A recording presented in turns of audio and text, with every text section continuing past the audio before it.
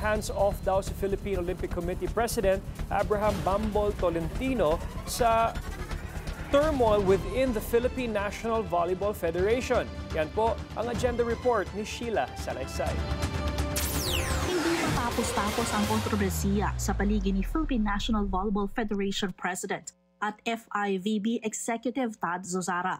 Unang lumabas ang mga kritisismo sa nilalangaw umano na venue at sa paglitaw ng logo ng isang illegal betting site sa Pilipinas sa international broadcast ng FIVB Men's World Championship. Kasunod nito, sinita siya sa Senado, pinuna ang mataas na presyo ng ticket at binatikos ang umano'y pagiging arogante at mahigpit sa media access. At ngayon, habang patuloy pang nabubunyag ang mga detalye, umuusbong naman ang mga matagal ng reklamo tungkol sa internal management ng PNBF. Sa ilalim ng pamumuno ni Zozara, ilang miyembro ang mariing humihingi ng pagbabago na tila isinasantabi ni Zozara. Matatangdaang ang PNVF ay itinatag ng Philippine Olympic Committee upang magkaroon ng kinikilalang National Federation para sa volleyball sa Pilipinas.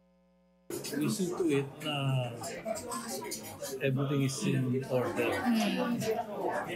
Pati yung pag-election nila, dapat meron kaming observer, may request na invalid yun pag wala yung POC doon. So, ganun yun. Meron silang autonomy. Pero, kami yung mother nila. Ngunit hindi POC ang nag-appoint sa mga taong nasa posisyon at gumawa ng bylaws. Dagdag pa ni President Abraham Bambol Tolentino, hindi maaaring mag-intervene ang POC sa anumang internal issues mayroon ang PNVF.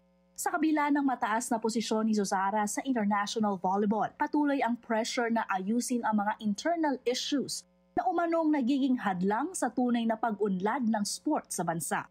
Hanggang sa kasalukuyan ay kinukuha ng Billionaire News Channel ang panig ng kampo ni Zozara. Pero hindi pa rin ito tumutugon sa aming mga pinadalang mensahe. Para sa agenda, Sheila Salaysay, Billionaire News Channel.